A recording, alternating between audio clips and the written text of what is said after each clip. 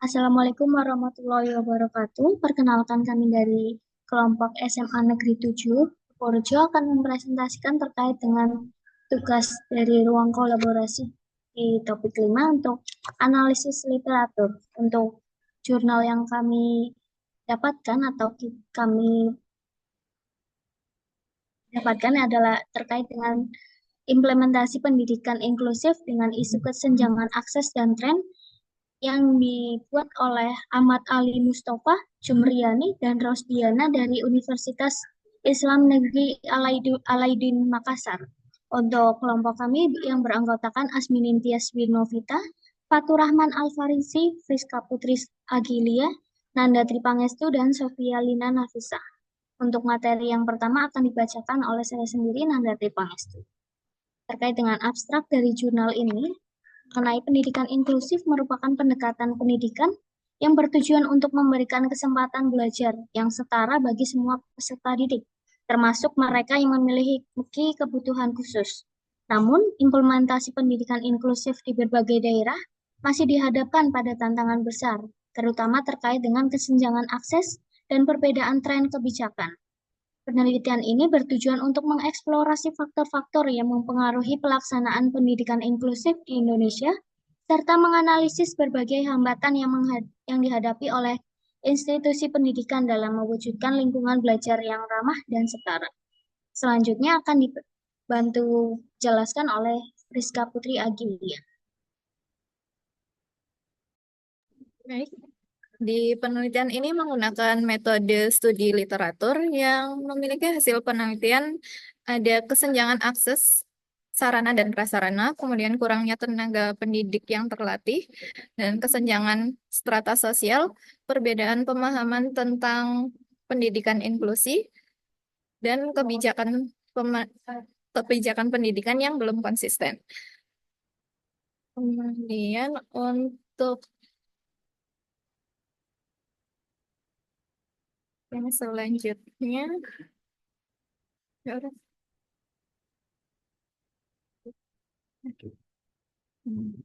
Di sini kami akan menjelaskan ada 3 pokok materi, yaitu yang pertama ada tantangan implementasi pendidikan inklusif di Indonesia, kemudian bagaimana pendidikan inklusif dapat memenuhi hak anak berkebutuhan khusus dalam pendidikan, dan yang ketiga adalah contoh praktik baik dari pendidikan inklusif yang kami dapatkan dari studi literatur tentang bagaimana pendidikan inklusif dapat memenuhi hak anak berkebutuhan khusus dalam pendidikan.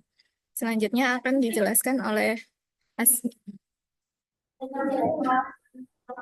Baik, untuk yang pertama yaitu tantangan implementasi pendidikan inklusif di Indonesia, itu ada beberapa tantangan. Yang pertama adalah kesenjangan fasilitas dan infrastruktur sekolah. Banyak sekolah di daerah terpencil yang belum memiliki fasilitas yang memadai untuk mendukung kebutuhan peserta didik berkebutuhan khusus. Dan tantangan yang kedua adalah kurangnya tenaga pendidik yang terlatih. Guru-guru di berbagai daerah belum mendapatkan pelatihan yang cukup untuk mendapatkan pengajaran inklusif, sehingga kurang memahami dan mampu menerapkan konsep pendidikan inklusif secara efektif. Tantangan yang ketiga adalah ketidakmerataan kebijakan. Kebijakan mengenai pendidikan inklusif belum diterapkan secara merata di seluruh daerah, yang menyebabkan ketimpangan dalam pelaksanaan program di berbagai wilayah. Kemudian untuk tantangan yang keempat yaitu stigma sosial dan persepsi masyarakat. Masih ada stigma negatif dari masyarakat terhadap peserta didik berkebutuhan khusus, sehingga ini menghambat integrasi mereka dalam lingkungan pendidikan. Tantangan yang kelima yaitu kesenjangan sosial dan ekonomi. Perbedaan akses terhadap sumber daya berdasarkan strata sosial dan kondisi ekonomi turut memperparah ketidaksetaraan dalam pendidikan inklusif. Dan yang terakhir adalah variasi tren kebijakan. Tren kebijakan ini belum konsisten di berbagai daerah, yang memperburuk tantangan dalam memastikan keberhasilan pendidikan inklusif secara nasional. Beberapa contoh kasus tren diantaranya seperti ketersediaan layanan pendidikan inklusif di Kota Mataram. Di antaranya adalah data mengenai anak dengan disabilitas masih menjadi tantangan bagi pemerintah. Pemutahiran data anak dengan disabilitas ini belum dapat menggambarkan kesenjangan antara kebutuhan masyarakat dan respon dari Dinas Pendidikan Kota Mataram. Namun ada juga contoh tren positif, misalnya di Kota Makassar. Adanya mereka berkumpul di sini untuk saling berbagi informasi dan motivasi yang berhubungan dengan sekolah. Kegiatan formal maupun non-formal, kegiatan vokasi, terapi, perkembangan, dan penanganan yang mensupport pendidikan inklusif baik secara langsung maupun tidak langsung, ataupun di dalam dan di luar. Selanjutnya akan dijelaskan oleh Wali. Baik, terima kasih. Untuk yang selanjutnya berkaitan dengan pendidikan inklusif untuk memenuhi hak anak berkebutuhan khusus dalam pendidikan. Penelitian dalam literatur menunjukkan bahwa pendidikan inklusif yang pertama itu menjamin hak setiap anak untuk memperoleh pendidikan berkualitas. Yang kedua, memperluas akses dengan mengembangkan kurikulum yang diversifikasi dan disesuaikan dengan kebutuhan peserta didik berkebutuhan khusus. Yang ketiga, mengurangi stigma sosial melalui program kesadaran dan kampanye publik. Yang keempat, meningkatkan kompetensi tenaga pendidik melalui pelatihan khusus. Dan yang terakhir ada mendorong kolaborasi dan dukungan dari pemerintah, sekolah, dan masyarakat. Selanjutnya.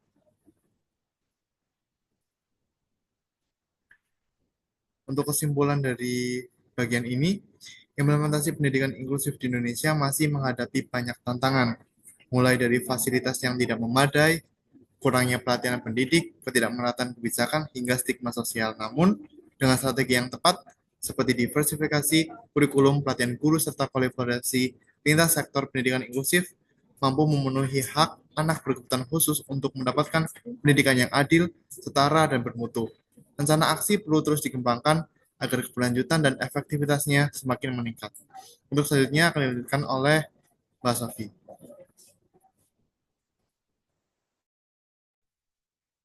Untuk poin selanjutnya mengenai praktik baik pendidikan inklusif untuk memenuhi hak anak berkebutuhan khusus dalam pendidikan. Praktik baik pendidikan inklusif dari literatur yang kami baca menunjukkan bahwa pencapaian hak anak berkebutuhan khusus atau ABK dalam pendidikan sangat bergantung pada implementasi dari strategi yang komprehensif dan berkelanjutan. Beberapa praktik baik tersebut dapat meliputi pengembangan kurikulum diversifikasi dan penyesuaian, yang berarti pengembangan kurikulum dapat dilakukan dengan fleksibel dan terdiversifikasi. Kurikulum yang adaptif memungkinkan ABK untuk belajar sesuai dengan kemampuan dan kecepatan mereka tanpa meninggalkan standar pendidikan nasional. Misalnya, menggunakan berbagai model pembelajaran dan materi yang disesuaikan agar dapat membantu anak-anak ABK dapat terlibat aktif dalam proses pembelajaran. Selanjutnya, pelatihan guru menjadi faktor penting lainnya. Guru perlu dibekali dengan keterampilan pengajaran diferensiasi dan manajemen kelas yang baik untuk kelas inklusif.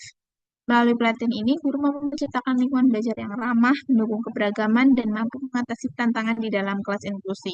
Dengan demikian, hak anak berkebutuhan khusus dapat mendapatkan pendidikan yang bermutu dan bisa dijamin. Kemudian, praktik baik selanjutnya adalah penyediaan fasilitas dan teknologi yang mendukung. Teknologi seperti alat bantu dengar, perangkat khusus untuk tunanetra, hingga ruang belajar yang dirancang ramah disabilitas menjadi sangat penting.